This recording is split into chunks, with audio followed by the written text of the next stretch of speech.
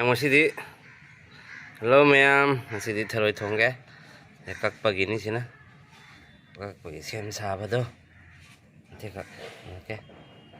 되네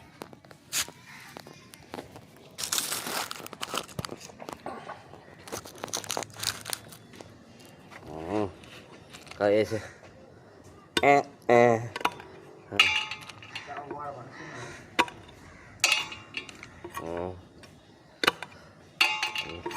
ngalingda ꯀꯛꯇ꯭ꯔꯗꯤ ꯃꯝꯃꯒ ꯀꯛꯄꯗ ꯎꯔꯣꯏꯕ ꯃꯌꯥꯝ ꯃꯈꯥ ꯇꯥꯕ ꯃꯊꯪ ꯇꯞ ꯇꯞꯅ ꯎꯠꯂꯛꯀꯦ ꯍꯦ ꯃꯌꯥꯝ ꯇꯥꯔꯦ ꯃꯌꯥꯝ ꯄꯨꯝꯅꯃꯛ ꯁꯦ ꯊꯔꯣꯏ ꯊꯣꯡꯕꯒꯤꯁꯦ ꯖꯤꯔꯝꯁꯦ ꯍꯥꯟꯅ ꯀꯛꯊꯔꯒꯦ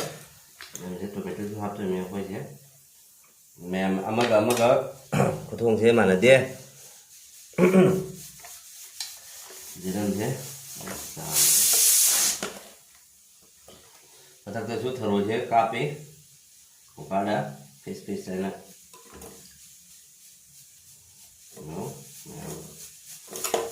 ꯖꯤꯔꯝꯁꯦ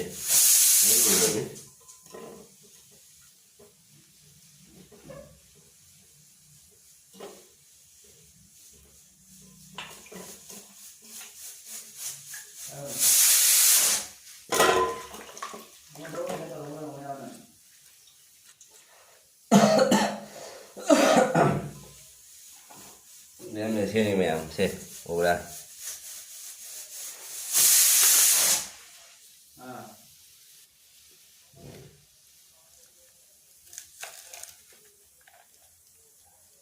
ꯁꯨꯃꯥꯏꯅ ꯁꯥꯡ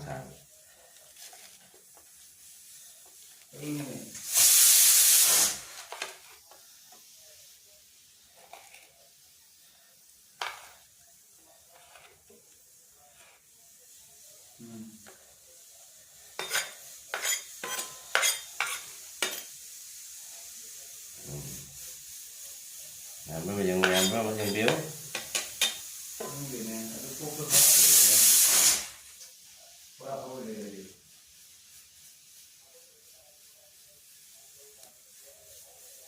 Pura Cảm ơn nhiều. Tôi sẽ khai là cái xe xoa từng gì. Xe.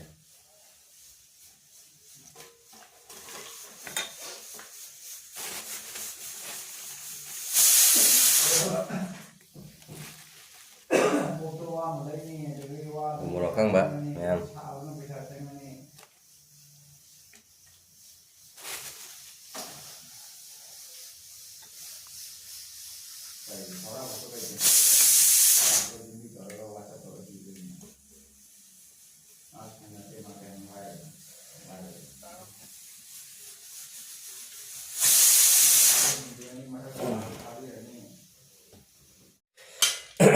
Mẹ nó mất, đây là qua hết phật rồi đấy, rồi ông có một trăm thuộc đấy.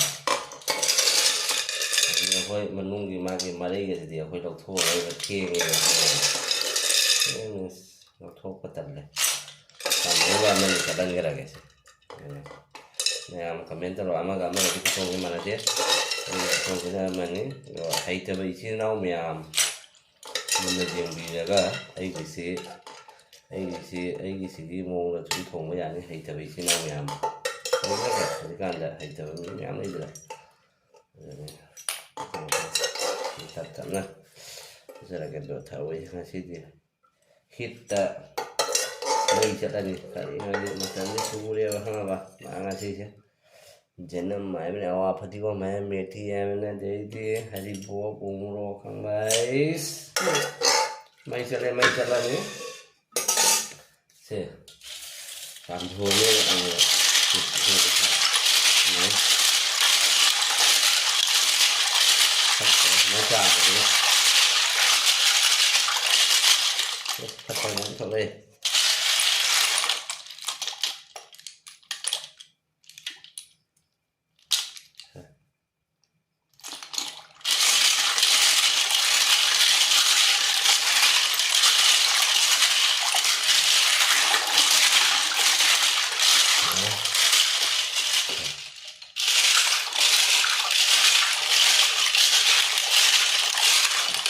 mà chạm nhiều thâu tệ vậy thôi rồi này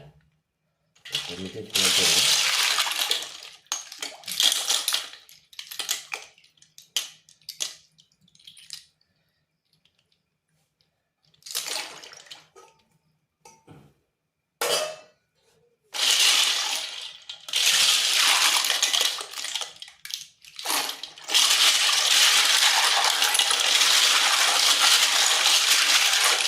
너무 강 너무 오그래요. 강을 타고 자고 되비도. 또래가 깜깜 마치 몰래 나는 다 토네 되지 이런 거는 이거 타고 속도도 좀 탕탕탕 타고 저에는 매암을 매암을 야 강세 당갈라게 강능하고 보기 되면 sini 강상을 해 này sẽ này nè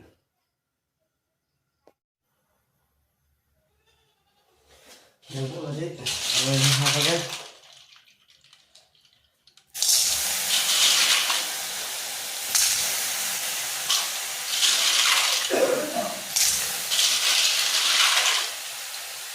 cái thằng này luôn đi thằng ấy luôn đi học cái hai cái luôn mới thằng thằng này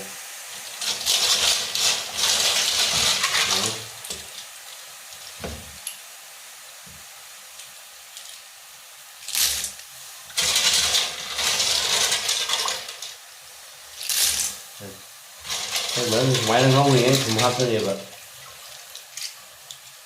देखो बनाने का system जो है ना वो देखिए आप लोग को ये देखिए बना सकता है आसानी से हम लोग का मणिपुरी स्टाइल में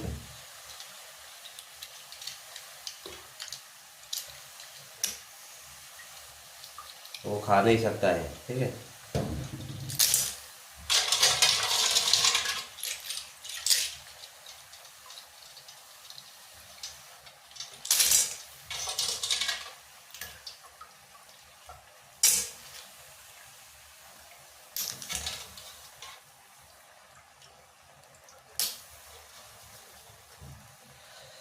आजा पुकारी मेरा प्यार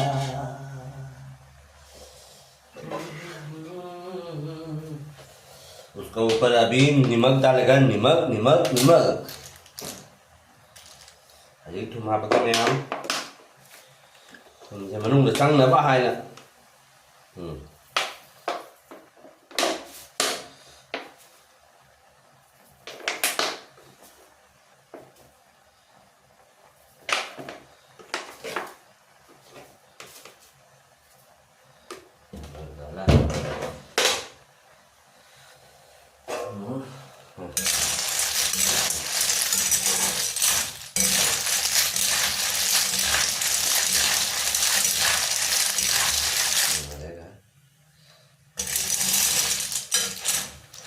बिना तेल से फ्राई कर रहा हूँ बाकी है तेल डाल के फ्राई भी करेगा ये तेल अगर का मांस जो है इसलिए जो अच्छा से पाने दो उसके बाद उतारेगा आलू के साथ मिक्स करेगा फिर तेल डाल के ये सोखा है ये मसला है डालने का ये हम लोग का जन्म पत्ता बोल गया ये है धनिया पत्ता बड़ा वाला ये टोमेटो ये बुलबुल के सूखा वाला उसको क्या बता रोबा टेंगा जो है ना रोबा टेंगा का साथ वो मिलता है सेम टू सेम है और ये पासपोर्ट मेथी ये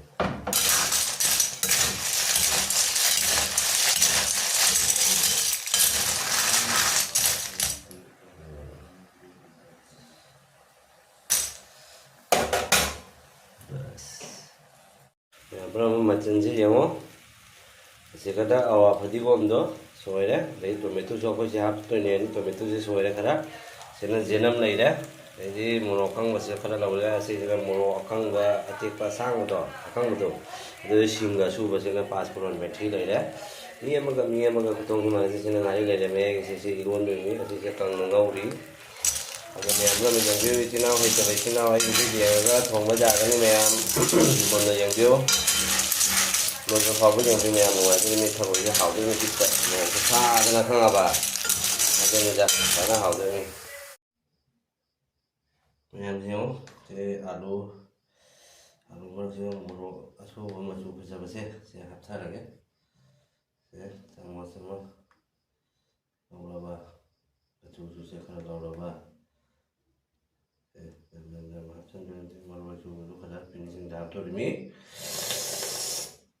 ꯑꯁ ꯑꯩ ꯆꯥꯗ꯭ꯔꯤꯉꯩꯗ ꯇꯤꯟ ꯇꯥꯔꯦꯍꯦ ꯃꯌꯥꯝ ꯐꯤꯅꯤꯁꯤꯡ ꯑꯃꯨꯛ ꯈꯔ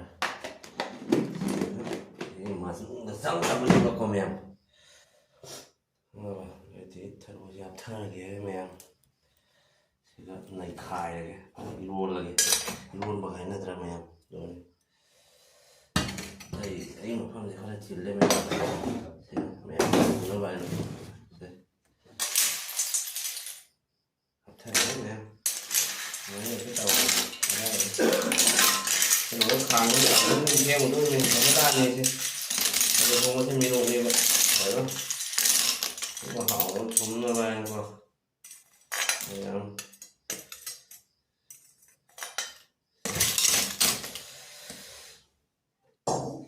ꯎꯕ꯭ꯔꯥ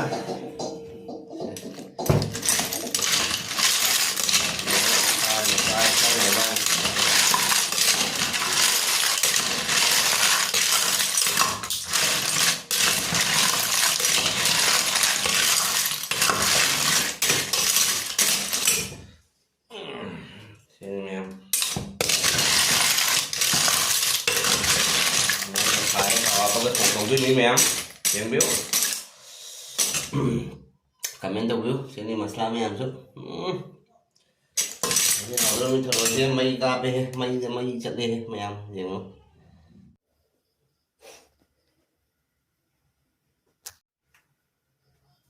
ꯃꯌꯥꯝ ꯍꯧꯖꯤꯛ ꯈꯥꯡ ꯊꯥꯡꯒꯠꯂꯦ ꯈꯥꯡꯁꯦ ꯍꯦꯛ ꯁꯥꯕꯒ ꯊꯥꯎ ꯍꯩꯗꯧꯔꯕꯅꯤ ꯈꯥꯡ ꯊꯥꯡꯒꯠꯂꯦ ꯈꯥꯡꯁꯦ ꯁꯥꯔꯦ ꯊꯥꯎ ꯍꯩꯔꯒꯦ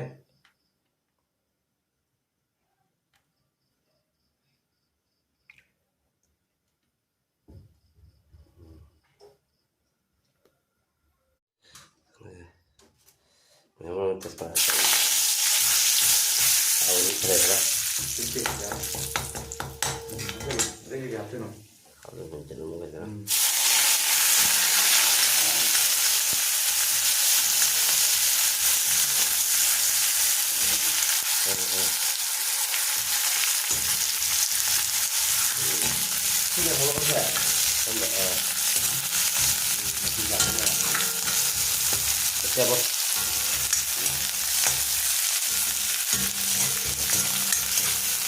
Thao dâu thì được một hạt thao khăn đi em ở bên dưới đó rau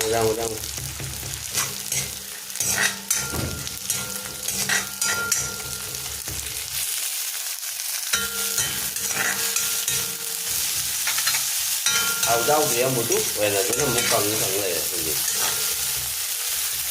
thao đi thuê với em cái này belum masak tuh masih muda mun mana masak dari itu aja ya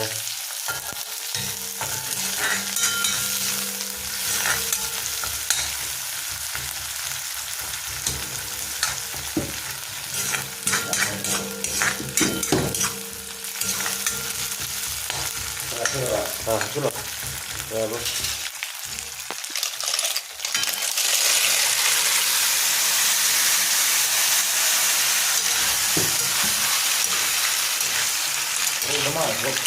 ngủ chứ con đâu có kia rồi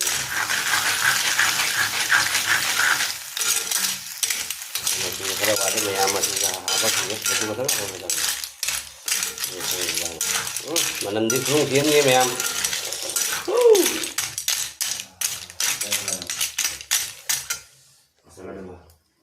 jam hari antara hari đấy đây là miếng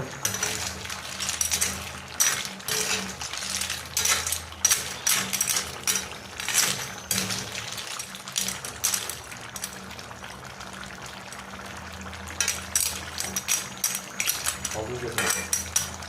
ครับครับได้สองพฤติกรรมครับพวกนี้มั้ยโอเค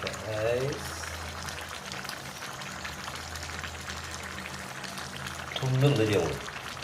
ทุ่มหมดทุกตังทุ่มมาสักตัวหักดีกว่าแต่ถ้าอันกังเงาตัวಅದು ಮತ್ತೆ ನೀ ಹಾಕಿವ ಇಂಥದ್ದು ಸಾಮೂಹಿಕ ಅಂದ್ರೆ ಇದು use ಒಂದು ಸುತ್ತ ಹಾಕುವ ಮೈಗಿದೆ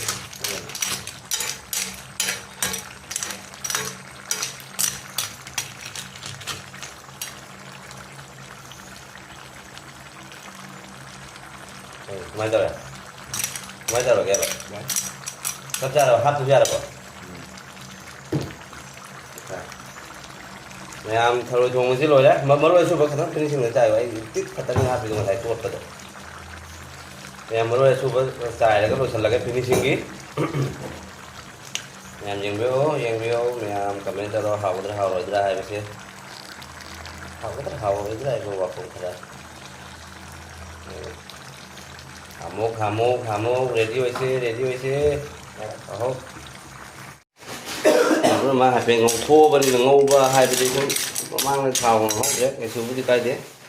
nữa giống tomato thế mà thật thà đây là cái vậy đó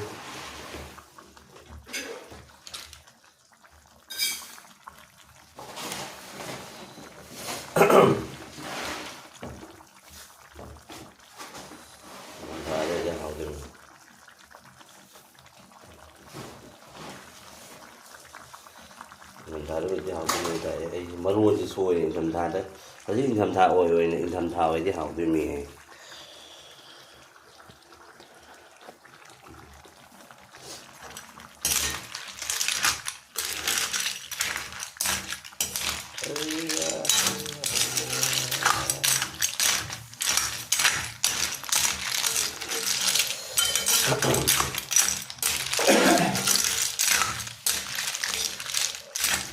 Samis की दी मोए सप्लाई का थोंग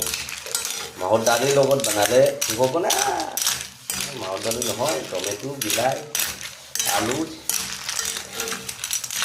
और प्याज नोहरू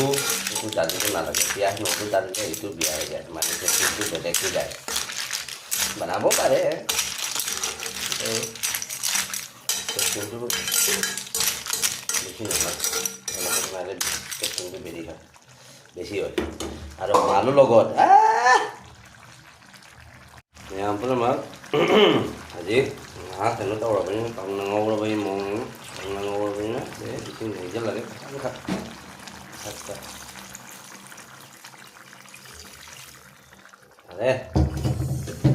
dù muốn phải dù cái hấp đó làm cái gì cái đó hấp có ra cùi ngâu luôn nhưng mà mai cái gì và lúc thầu ra rồi ini mini banget cara kusel aja mem cukup ya ini varian tengah ya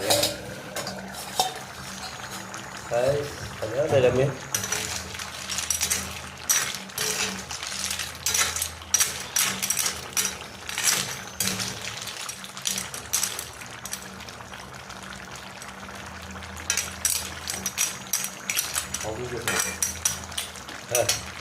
không đây còn một cái hai cái em đấy thùng nước là điều thùng một tầng thùng mà thắt cái số hạt thì còn thấy ăn ba căng là ngâu đủ rồi nó tên gì hạt gì vậy rất nhiều ta mua anh ăn cái gì nhiều một tầng hạt mấy gì đấy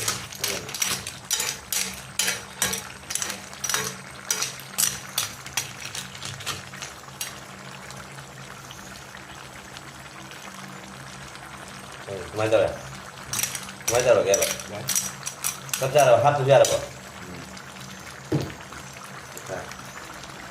em thằng rồi dùng cái rồi đấy mà mới rồi super khăn finishing người chạy vậy tích khát tani hạt dùng lại tuột rồi em mới rồi super chạy là cái rồi là cái finishing gì em dừng biểu em comment cho hào rồi ra hay cái Kita tahu itu lah ibu bapak kita. Kamu ready wes, tahu?